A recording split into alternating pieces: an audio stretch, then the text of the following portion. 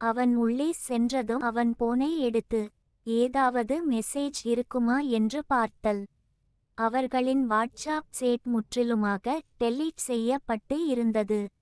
அது அவளுக்கு மேலும் சந்தேகம் ஏற்படுத்த அவள் வேவு பார்க்க முடிவு செய்தாள். அவளுடைய லேப்டா எடுத்து அதில் வாட்ஸ்ஆப் வெப்பில் அவன் அக்கவுண்டை கனெக்ட் செய்தாள். பின்னர் அவன் போனை வைத்துவிட்டு வேலையை பார்க்க கிளம்பினாள்.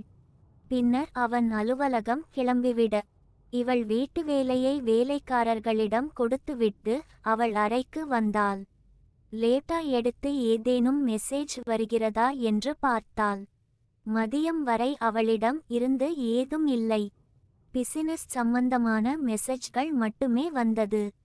அவளுக்கு அவசரப்பட்டு சந்தேகப்பட்டு விட்டோமோ என்று மனம் உறுத்தியது. அதே சமயம் அவளிடம் ஜெயந்தி இருந்து அவனுக்கு ஹாய் என்ற ஒரு மெசேஜ் செல்ல உடனே இவள் கணவன் இவ்வளவு நேரமா என்று ரீப்ளை செய்தான். இதையடுத்து தொடர்ந்து அனிதா அதை கவனிக்க ஜெயா அவரு இப்போதான் டார்லிங் வெளியே கிளம்புறாரு. அவன் எனக்கு காலையில நீ காமிச்சிட்டு போனது அப்படியே கண்ணுக்குள்ள இருக்கு. இதை வாசித்த அனிதா அப்படியே அதிர்ச்சியில் உறைந்தாள்.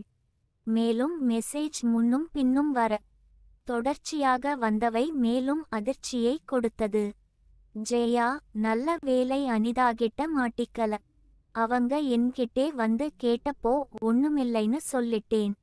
சந்தேகம் வரமா இருந்தா சரிதான். அவன் அதெல்லாம் நான் பாத்துக்குறேன்.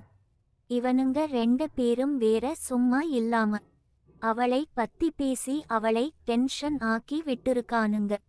அதனால தான் கொஞ்சம் அவளை சமாதானப்படுத்த வேண்டியதா இருக்கு. இல்லனா அமைதியா இருப்பா. ஜெயா இவனுங்களுக்கு ஏன் புத்தி இப்படி போகுதுன்னு தெரியல. என்னால இப்போ அதை அவனுங்க கிட்ட கேட்க கூட முடியல. அவன் வயசு பசங்க தானே, அப்படி தான் இருப்பானுங்க. ஜெயா அதுக்குன்னு அப்பனை மாதிரியே இருந்தா எப்படி? என்னது அப்பனா என்று அனிதா அதிர்ந்தாள். அவன் அதுக்குன்னு என் பொண்டாட்டிய அவனுங்க பார்க்க ஆசை படுவானுங்களா? ஜெயா நீங்க அடுத்தவன் பொண்டாட்டிய பார்க்கலாம். ஆனா உங்க பொண்டாட்டிய யாரும் பார்க்க கூடாதா என்ன? அவன் அவளை பார்க்குறது சரி. அதுக்குன்னு என் பசங்கள் அவளை பார்க்குறது எப்படி சரியா வரும்?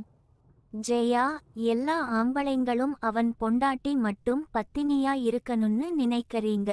ரொம்ப மோசம். அவன் ஹெய்யா அப்படி இல்ல. அவ இவனுங்களுக்கு பெரியம்மா முறை வரும்.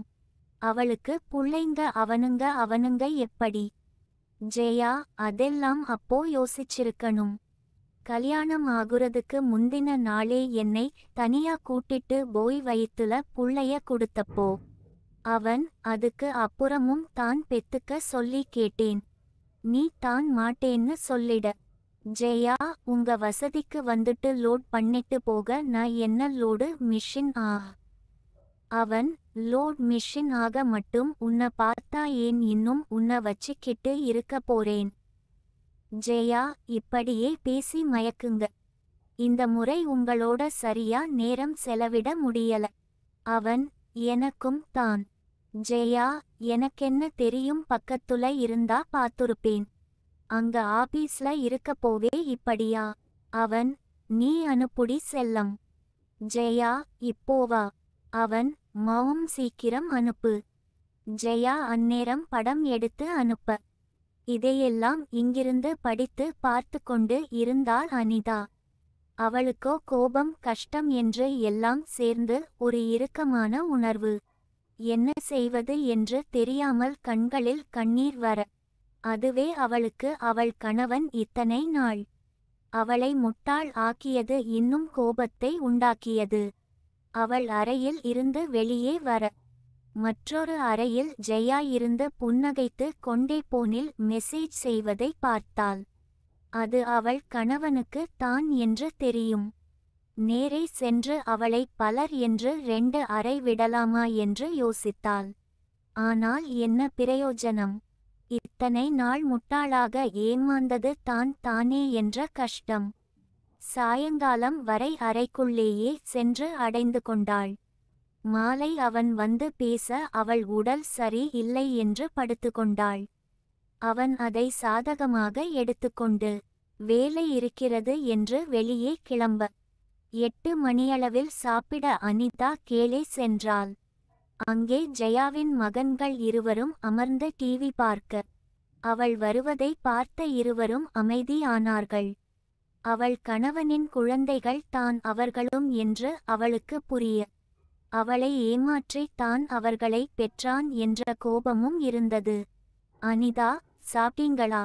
ஒருவன், இல்ல ஆண்டி, அம்மா நைட் வரப்போ ஏதாவது வாங்கிட்டு வரேன்னு சொன்னாங்க.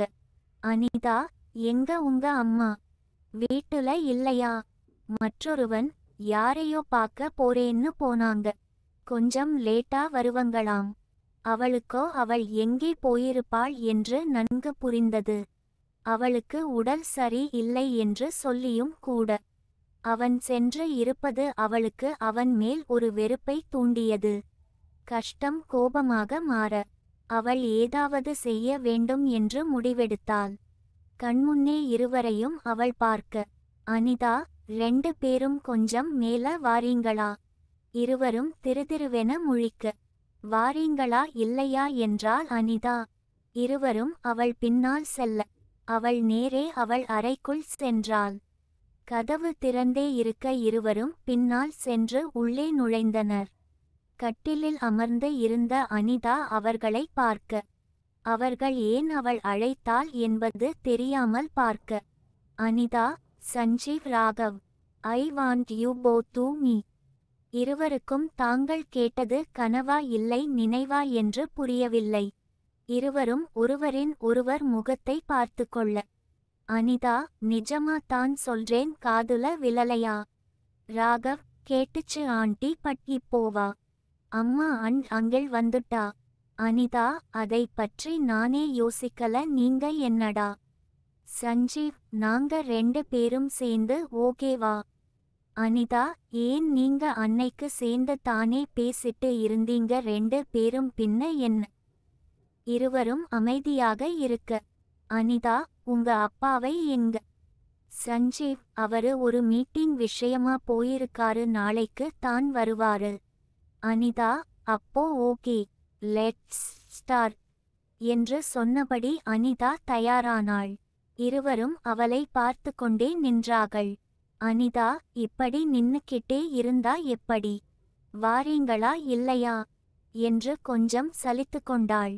அவ்வளவு நேரம் பொறுத்து கொண்டு நின்ற சஞ்சீவ் பாய்ந்தான். அதற்கு முன்னால் அவர்களுக்கு ஒரு வேண்டுகோள் வைத்தாள். அவளோடு இருக்கிற மாதிரி ஒரு படம் எடுக்க வேண்டும் என்று. அவர்களும் சம்மதிக்க அண்ணனும் தம்பியும் அவளோடு இருப்பது போல சில படங்கள் எடுத்தாள். ஒரு நிமிடம் என்று பாத்ரூம் சென்றவள் ஒரு குரூப் சாட் கிரியேட் செய்தாள். அதில் அவள் கணவன் மற்றும் ஜெயாவை இணைத்தாள். காலை அவர்கள் பேசியது அனைத்தையும் ஏற்கனவே போட்டோ எடுத்து வைத்திருக்க அதை முதலில் அந்த சாட்டில் பதிவேற்றம் செய்தாள். கடைசியாக அவளின் அந்த படங்களையும் சேர்த்து பதிவேற்றம் செய்து போனை சுவிட்ச் ஆஃப் செய்தாள். பாத்ரூம் விட்டு வெளியே வந்தவள் அவர்கள் போனையும் வாங்கி சுவிட்ச் ஆஃப் செய்தாள். இருவரை பார்த்து புன்னகைத்த படியே கட்டிலில் ஏறினாள். அடுத்த ரவுண்டு துவங்கியது.